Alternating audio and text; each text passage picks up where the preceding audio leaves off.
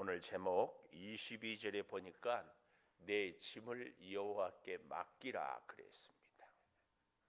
내 짐.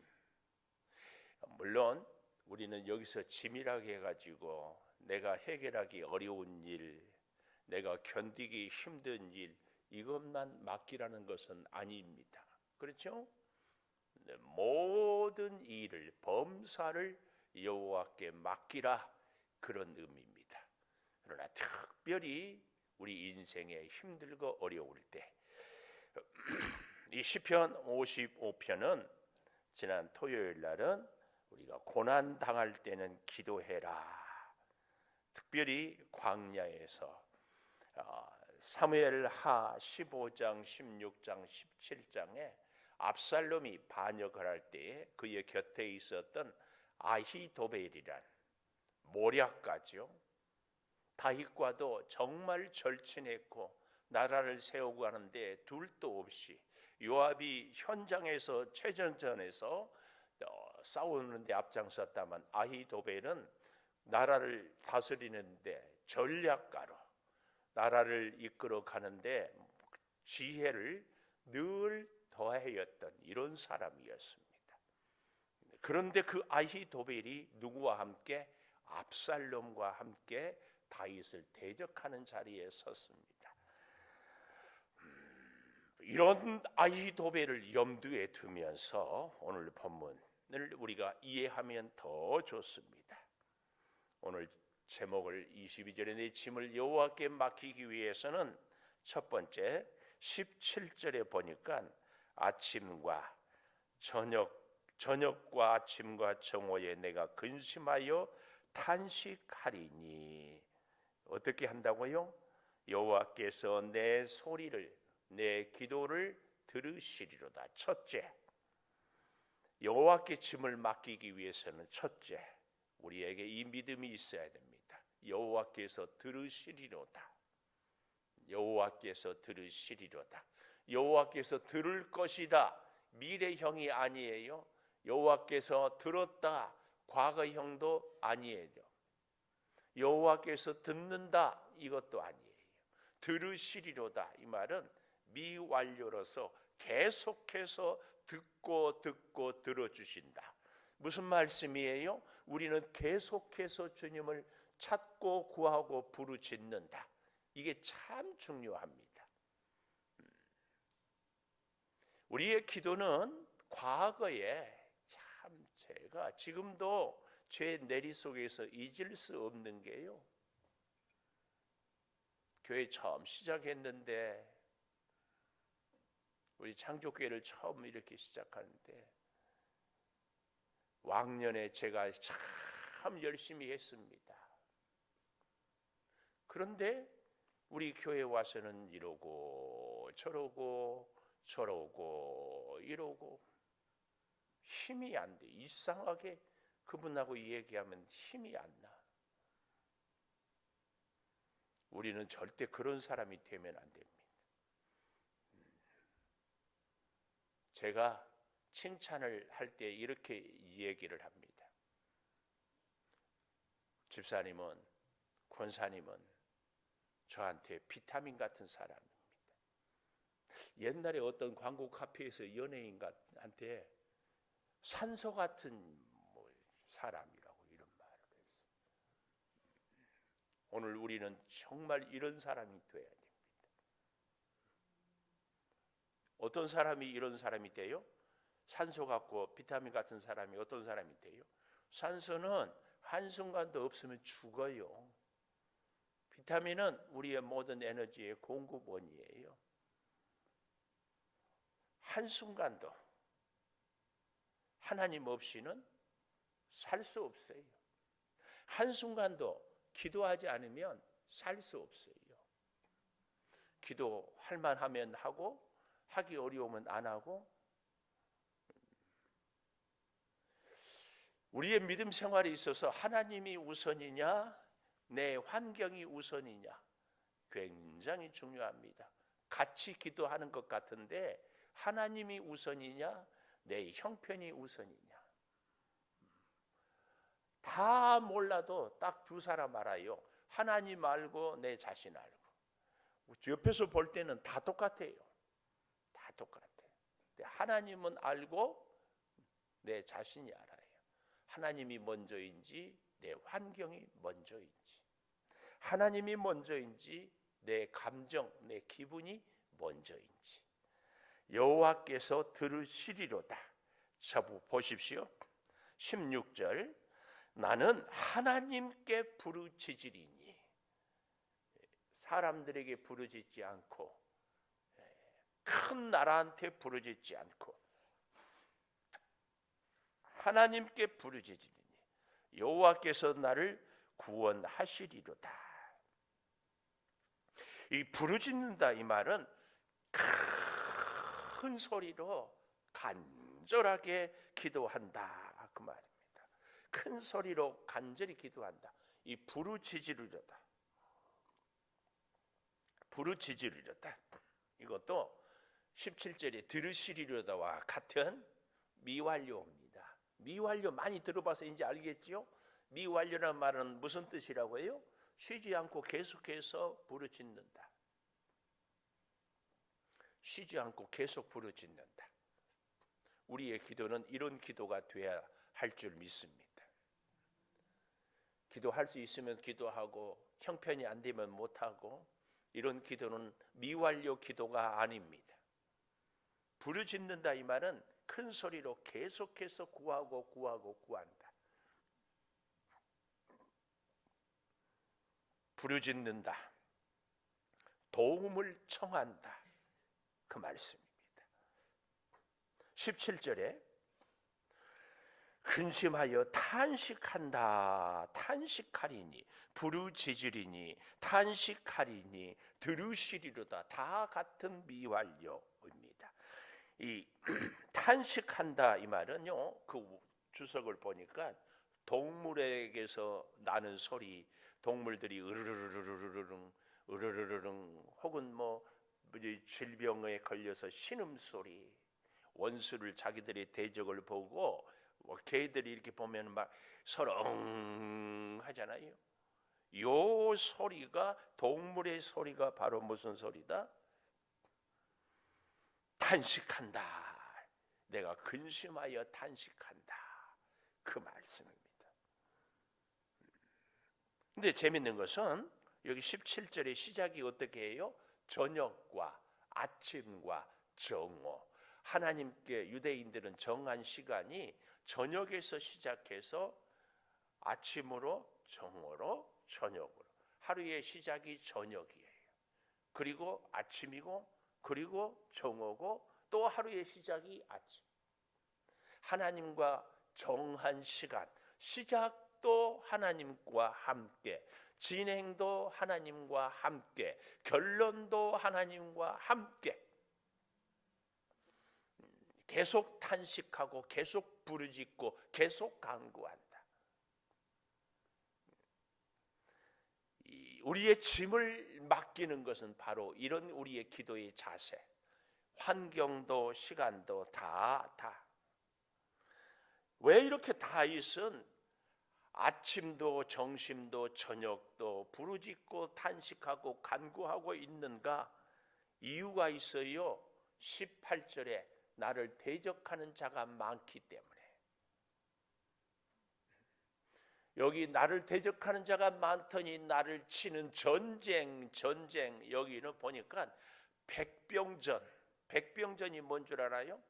전쟁터에서 칼을 휘두르면서 활을 쏘면서 여기서 막 휘둘러. 다윗의 인생은 정말 골리앗과의 싸움으로부터 시작된다고 해도 과언이 아니에요. 아니, 그 전에도 곰의 손에서, 사자의 손에서 양 새끼를 보호할 때에 그의 일생은 어릴 때부터 평생 전쟁터에서 살았다 해도 과언이 아니에요. 그래서 오죽하면 하나님도, 하나님 내가 성전을 짓겠습니다 했더니 네가 나 사랑하는 마음은 안다마는 안 되겠다. 왜? 너는 피를 너무 많이 흘렸다. 그 정도로. 그러니까 이 전쟁은 막 칼이 번뜩이고 화살이 날라드는 그 전쟁터에 빗발치는 그 한가운데 여러분, 사울 왕이 길보아 전투에서 어떻게 죽어요? 적군이 그냥 허공에 화살을 퓨 쐈는데 그게 이 갑옷의 비늘이라고 그러죠. 이렇게 덮고 요 사이를 어떻게 하다가 꽉 찔러가지고 그냥 죽었어요. 전쟁터는 누가 휘둘른 칼, 앞을 보고 싸우는데 뒤에서 적이 달라들고 있고 창을 던질 수도 있고 화살을 쏠 수도 있는 그런 전쟁에서 뭐라고요? 그가 하나님께서 내 생명을 구원했다, 그 말씀입니다. 그래서 평안하게 해주셨다. 어디서 언제 어떤 칼, 창, 활, 위험이 있을지 모르는데 하나님이 평안하게 살롬 완전하게 지켜주셨다. 그 얘기입니다. 그 얘기. 얼마나 감사한지. 특별히요, 오늘 이 말씀은 단순히 이 전쟁터의 현장만이 이야기하는 것은 아닌 것 같습니다. 여기 18절에 나를 대적하는 자가 많다 이렇게 얘기했는데요, 우리는 다시 사무엘하 가보십시다. 17장 사무엘하 17장에 가보면은 이 현장을 너무나 실감나게 잘 표현하고 있는데, 그 아히도벨 1절부터 좀 볼까요? 아히도벨 정말 최고의谋略가 전략가라고 하지 않았어요? 압살롬에게 이르되 내게 사람 12,000명만 주십시오. 오늘 밤에 일어나서 다윗의 뒤를 추적하여 그가 고나고 힘이 빠졌을 때에, 이 말은 손이 늘어졌을 때에 기습하여 무섭게 하면 함께 있는 모든 백성이 도망하리니 내가 다윗 왕만 쳐 죽이고 모든 백성이 당신께 돌아오게 하리니 모든 사람이 돌아오기는 왕이 찾는 이 사람에게. 누구예요? 다윗을 이름도 거명하지 않고 이 사람이라고. 우리도 서로 언쟁 높이고 기분 나쁠 때 이 사람이 그러잖아요. 이렇게 다윗을 멸시해요. 누가? 어제까지만 해도 국정을 논하고 지혜를 논했던 누가? 아히도벨이. 그리하면 모든 백성이 평안하리이다 하니까 4절 압살롬과 이스라엘 장로들이 다 그 말을 옳게 여겼다. 옳게 여겼어요. 그렇게 하면 그대로 하면 될 것을 17장 5절 압살롬이 어떻게 해요? 후세도 부르라. 그 말을 듣고자 하니라. 그래서 후세가 하는 말이 7절 이번에는 아히도벨이 베푼 계략이 좋지 아니합니다. 그런데 이 아히도벨이 어떤 사람이라겠어요? 사무엘하 16장 23절에 다시 보십시오. 그때 아히도벨이 베푸는 계략은 사람이 하나님께 물어서 받은 말씀과 같은 것이리라. 아히도벨의 모든 계략은 다윗에게나 압살롬에게나 그와 같이 여겨졌다. 이렇게 탁월한 사람이었습니다. 그런데 아히도벨이 그 얘기만 듣지 않고 후세 사람도 들어보자. 그런데 이 후세는 이미 다윗과 함께 뜻을 같이 하기로 하고 다윗이 부탁했어요. 너는 나와 하지 않고 예루살렘에 머물러 있다가 아히도벨이나 압살롬의 모략을 무력화시켜 다오. 그래서 남았어요. 그래서 후세가 아주 지혜를 얘기하는 것 같은데 사실은 다윗을 살리는 얘기를 하는 겁니다. 자, 보십시오. 10절 비록 그가 사자 같은 마음을 가진 용사의 아들일지라도 낙심하리니 이는 이스라엘 무리가 왕의 아버지는 영웅, 초종자들은 용사. 그렇지요. 다윗은 영웅이고 함께하는 자들은 용사지요. 나는 이렇게 계획을 세웠습니다. 이스라엘 단에서부터 부엘세바까지. 이 말은 우리라 말하면 백두산에서 한라산까지, 저 북쪽 끝에서 남쪽 끝까지 바닷가의 모래같이 당신께 모으고 친히 전쟁에 나가시고 만날 만한 곳에서 그를 기습하기를 이슬이 땅에 내린 같이 우리가 그의 위에 덮여 그와 그 함께 있는 모든 사람을 하나도 남겨두지 아니하고 어느 성에서 들었으면 온 이스라엘이 밧줄을 가져다가 성을 강으로 끌어들여서 그곳에 작은 돌 하나도 보이지 아니하게 할 것이다 하며 압살롬과 온 이스라엘 사람들이 이르되 아렉 사람 후세의 계략은 아히도벨의 계략보다 낫다 하니 왜 그래요? 이는 여호와께서 압살롬에게 화를 내리려 하사 아히도벨의 좋은 계략을 물리치라고 명령하셨음이더라. 여러분, 이 아히도벨의 계략보다 후세의 계략은요 사실은 참 이 감정적이에요. 저기 13절 다시 보십시오.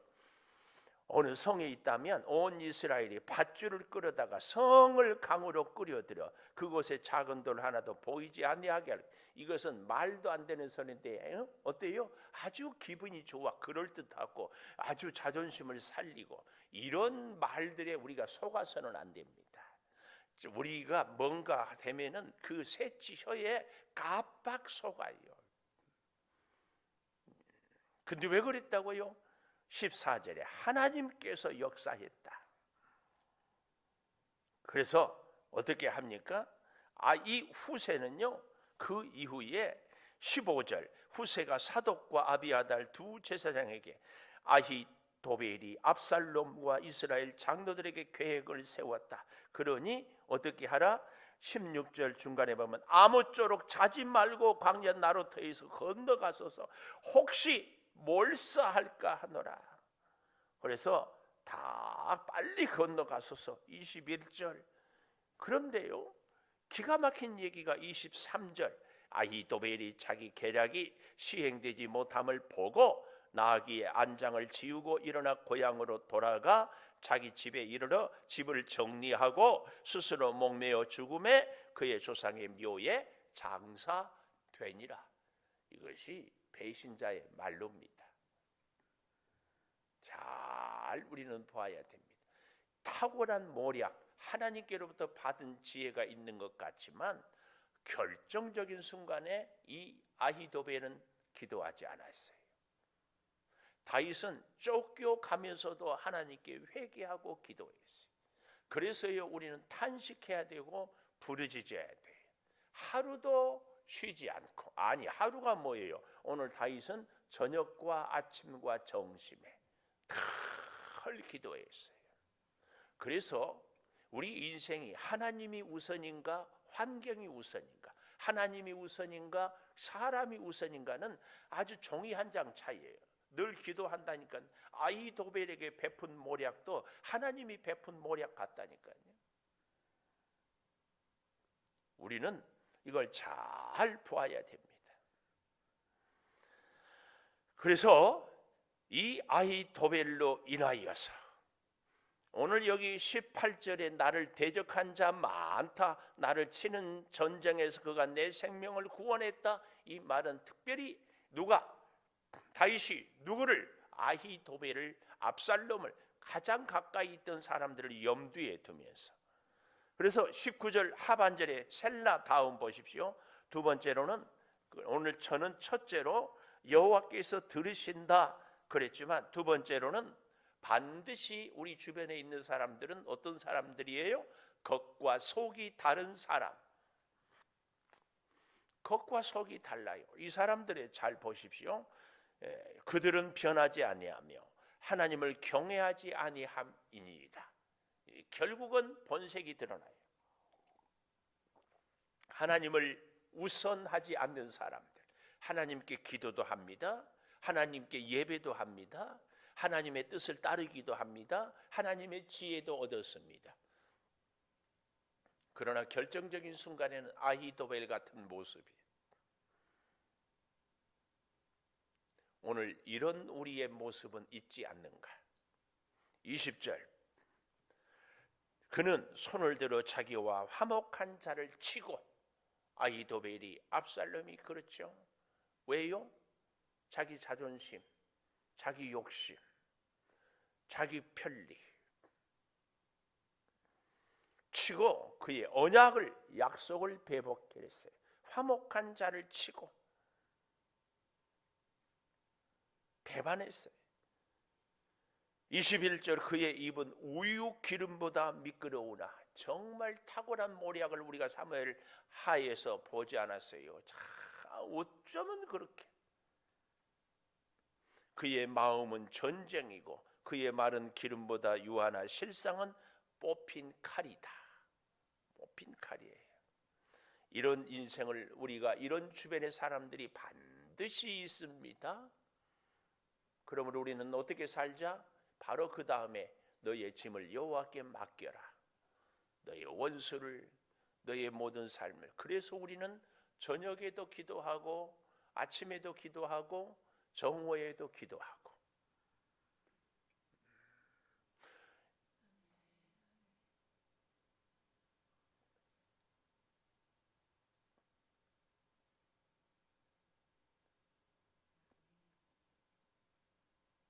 제가 지금 붕어 흉내 내는 거 아니에요. 하도 여러분이 아멘을 안 하니까 나도.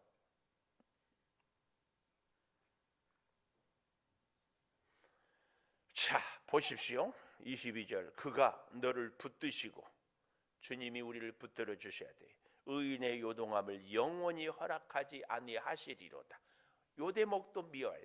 하나님은 하나님을 의지하는 사람을 의인이라고 그래요. 영원히 요동하지 아니하리로다. 그러니까 후세도 아히도벨도 아주 탁월한 모략가였어요. 근데 하나님이 역사하는 것에 따라서 내가 아무리 준비를 잘하고 아무리 지혜롭고 아무리 능력 있어도 하나님이 돕지 않으면 내 모든 것은 허사요, 허사.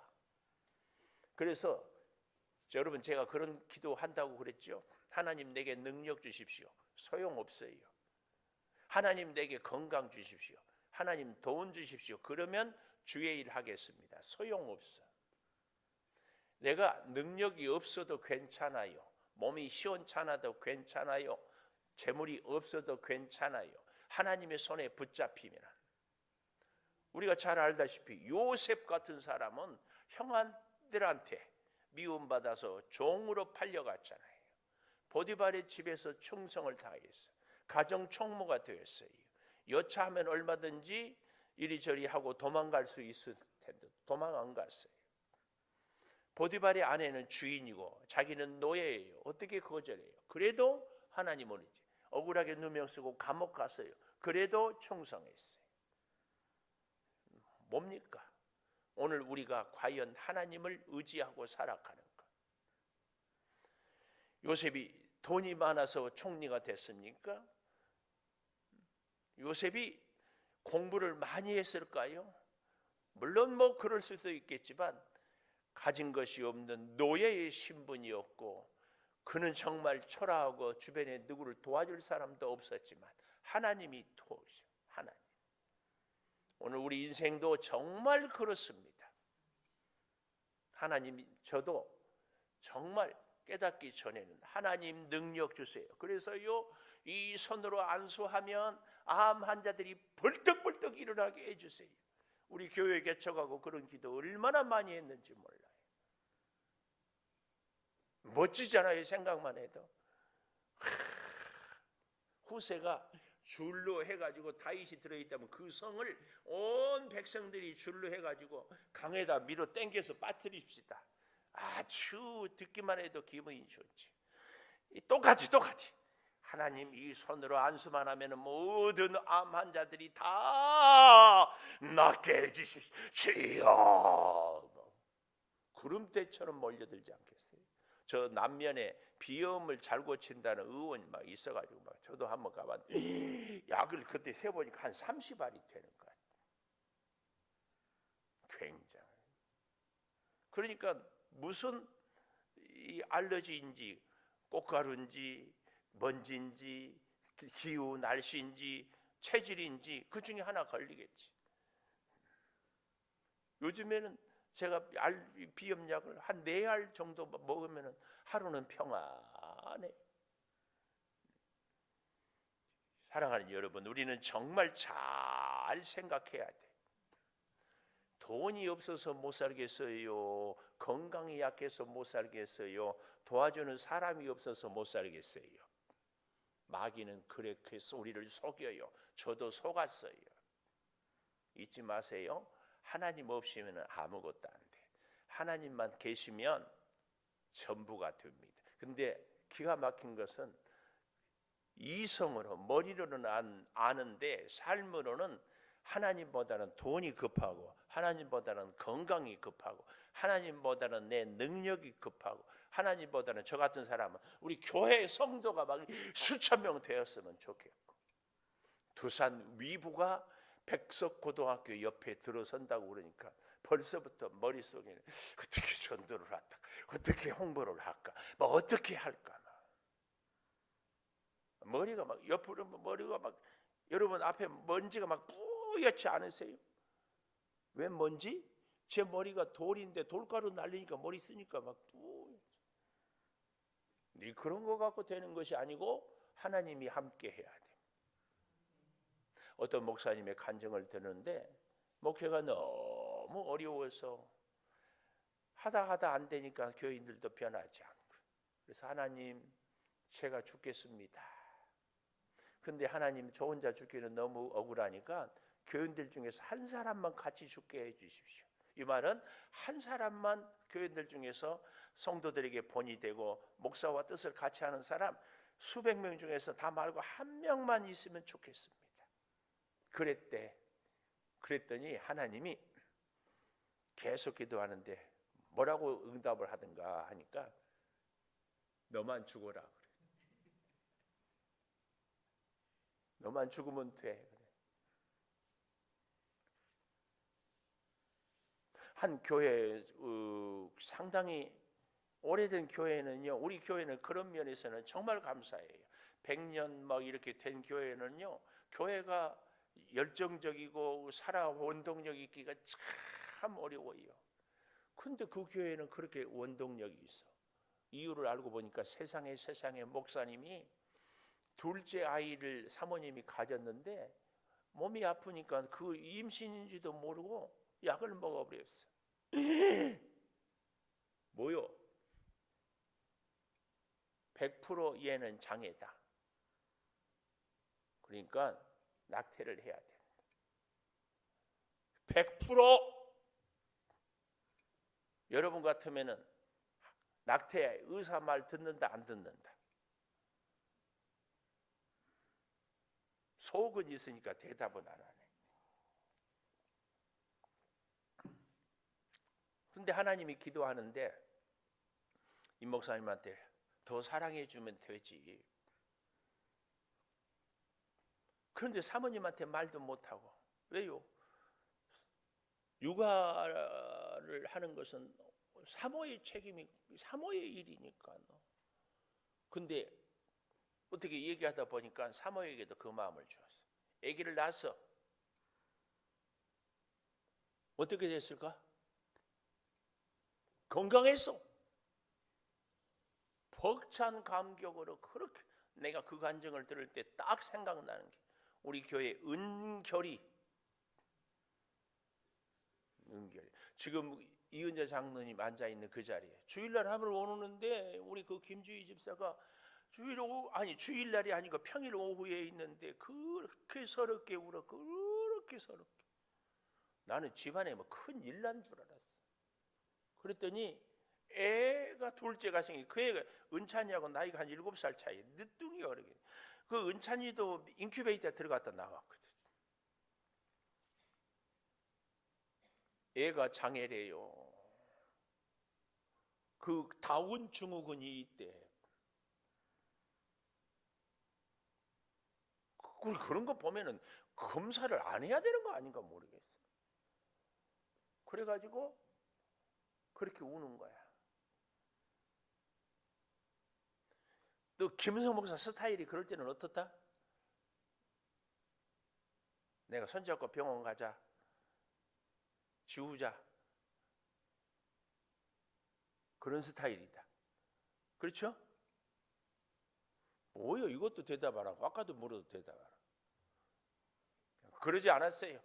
쓸데없는 소리 걱정하지 말라고. 제발 저도 여러분에게 의사 말은 하시든 하나님 말보다 더 잘 믿어. 의사 말은 아주 목사 말보다 더 잘 믿어. 쓸데없는 소리 하지 마라. 걱정하지 마라. 이 아이는 틀림없이 건강하게 나을 것인가. 기도라도 열심히 하라고. 뭔 별 의사가 알기는 뭘 아냐고. 여러분, 의사는 다 아는 것 같지만 다 몰라요. 근데요, 의사 한마디에 천국 갔다가 지옥 갔다가 그래. 목사 말은 개무시하고. 놨어요. 지금 보세요. 얼마나 튼튼하고 우량한지. 꼭 기억하십시오. 하나님이 함께 하느냐 하지 않느냐.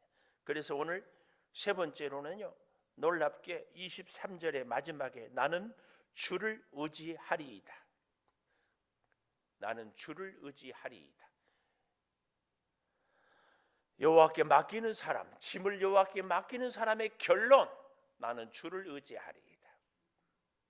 우리는 나도 모르게 나는 건강을 의지하고, 나는 돈을 의지하고, 나는 사람을 의지하고, 그렇죠?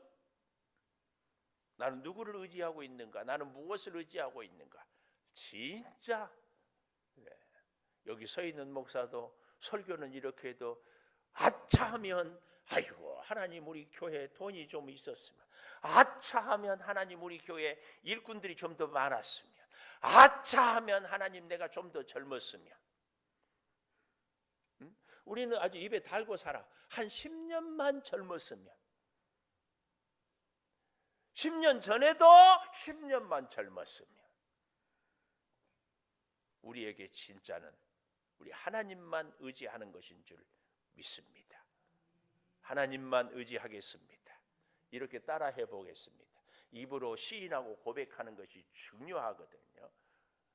하나님만 의지하겠습니다. 하나님만 의지하겠습니다. 기도하겠습니다. 내 짐을 여호와께 맡기라. 여호와께서 들으신다. 주님, 어제도 들으시고 오늘도 들으시고 내일도 들으십니다. 우리는 어제도 부르짖고 오늘도 탄식하고, 어제도 하나님 찾고 오늘도 하나님 찾습니다. 저녁도 아침도 정오에도 하나님 언제나 어디서나 하나님을 찾겠습니다. 전쟁터에서도 평안하게 해주신 하나님, 늘 하나님을 의지하고 살게 도와 주시옵소서. 늘 하나님을 의지하고 살게 도와 주시옵소서. 지금은 우리 주 예수 그리스도의 은혜와 아버지 하나님의 무한하신 사랑과 성령의 감화 감동하심이 영원토록 함께 하시옵기를 간절히 축원하옵나이다.